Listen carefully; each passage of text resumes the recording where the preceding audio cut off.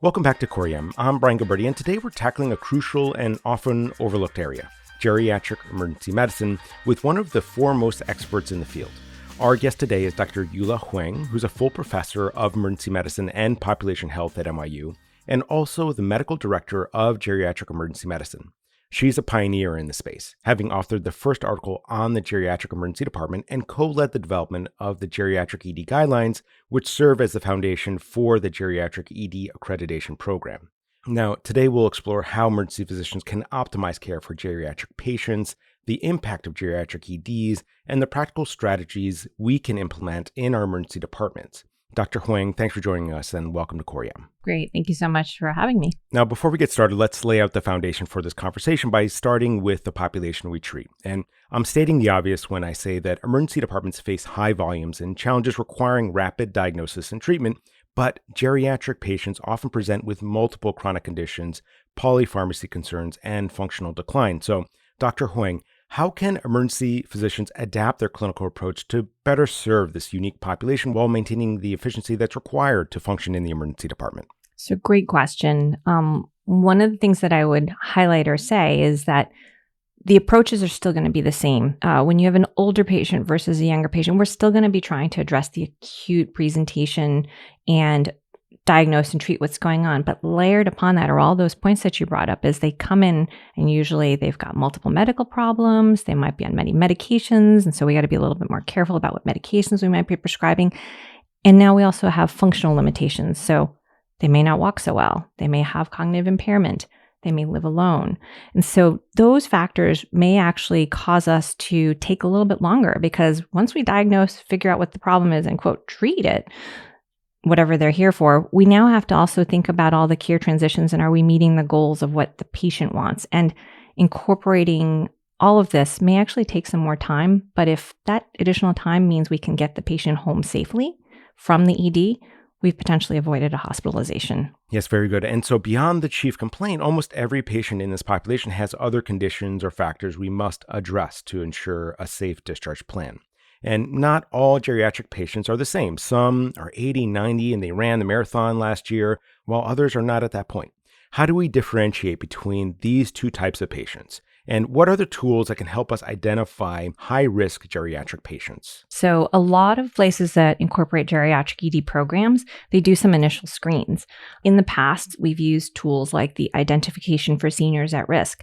But more recently, many EDs are switching to using frailty screens. And these frailty screens can include things like the clinical frailty score, where you sort of just look at a patient and based on how well they're able to ambulate, if they're bedbound, these can give a patient a high or a low score for frailty.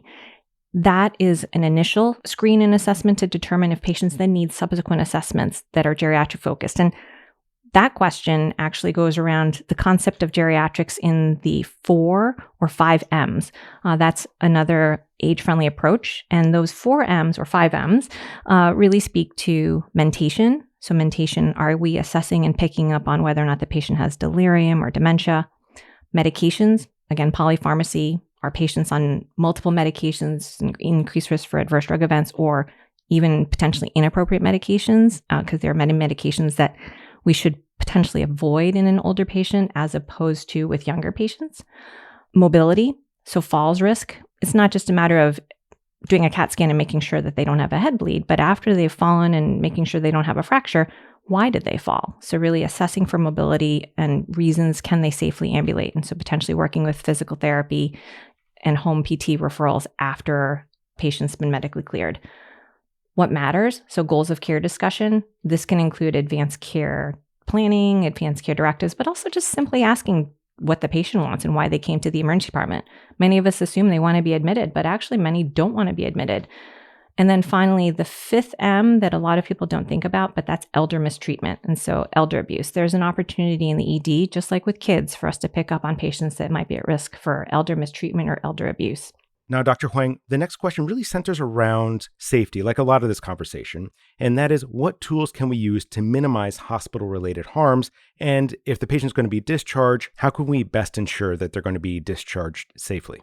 Great. I think so. What you've highlighted is there's a lot of opportunity to now focus on care transitions. I think With younger patients, we don't have to worry quite as much about what happens after that ED discharge. But with an older patient, thinking about those steps with the care transitions. What we often see is we have an older patient that comes in and we do a medical workup, and turns out there's really no acute reason to admit the patient, but they're not quite safe for home discharge. So we end up admitting them anyways. I think there's an opportunity with geriatric patient care to address that by working and partnering. It doesn't just sit on the physicians or the nurses in the ED, but now partnering with the outpatient services, making sure that they get appropriate referrals, having care coordination. Many places have dedicated geriatric ED care coordinators that are nurse practitioners or advanced practice providers that can help facilitate and do follow-up phone calls. Care coordination with regards to medications, and are they able to get their medications? Some patients may not have access to medications. Can we potentially even reduce the number of medications they're on? So working with maybe a geriatric certified pharmacist within your ED to review a patient's med list. All of these things go one step above and beyond just like, well, do they have a fracture or not? Or they're here for shortness of breath. I've fixed the shortness of breath. Now they can go. Like looking at all the other pieces that might be contributing to why they came into the ED and ensuring that once they are able to go home, that they can go home safely. Now, as somebody that trained about 10 years ago, geriatric emergency departments were not a prominent part of the landscape, but this has been changing with more of an emphasis on caring for this population. So can you help us understand the key components of a geriatric emergency department? And beyond that, for all of us who don't have a dedicated Geri ED, what are some of the components, structural, workflow, and staffing changes that can be adopted from the geriatric ED model? Great question. So very excited to say, like in 2018, ACEP adopted the Geriatric ED accreditation program. JEDA was really based on the Geri ED guidelines, and the guidelines were developed by 4 specialty organizations to really give recommendations around, well, if you're going to do geriatric patient care, at minimum, you should be doing these concepts of care around care transitions, staffing and education, even down to environment and making sure that patients have access to food and drink.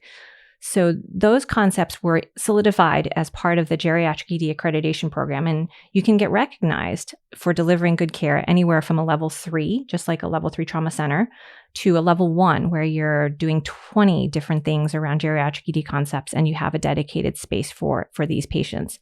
A level 3 geriatric ED is meant to be attainable and reachable by any emergency department. Even resource-limited rural emergency departments can achieve a level 3 geriatric ED accreditation status by doing 1, and even last year they upgraded it to you have to do at minimum 4 protocols or processes focused around geriatric patient care. And conceptually, it's a recognition for hospitals and emergency departments specifically delivering great quality care for their older patients. Okay, so now synthesizing everything, a lot has developed in this dimension of geriatric emergency medicine. So I'm curious, where do you see this field in 5 to 10 years? So my hope is the concept of a geriatric ED is actually universal in care. In truth, the number of patients that are aging and the proportion of patients that we see in our any day given emergency department, geriatrics is becoming our bread and butter because this is the patients we see. So if you go into healthcare, you actually are going into healthcare because you're focused on geriatric patient care. And the concepts of what goes behind good care transitions, understanding patients' goals of care, what they want when they come to a hospital, if they want to be seen in an environment where maybe it's less chaotic, doesn't have direct lighting, and you're not stuck in a hallway. You don't have to be 65 and older or 85 or 90 to appreciate these things. You can appreciate these as younger patients or even as a kid. And so my hope and belief is that with geriatric emergency care, if your emergency department, if you as a clinician embrace and provide this, all ships rise with the tide, and we deliver better care in general to our patient population. Okay, very well said. And Dr. Hwang, thanks for being on the show and going over this very important facet of emergency medicine. Thank you so much for inviting me. Loved it.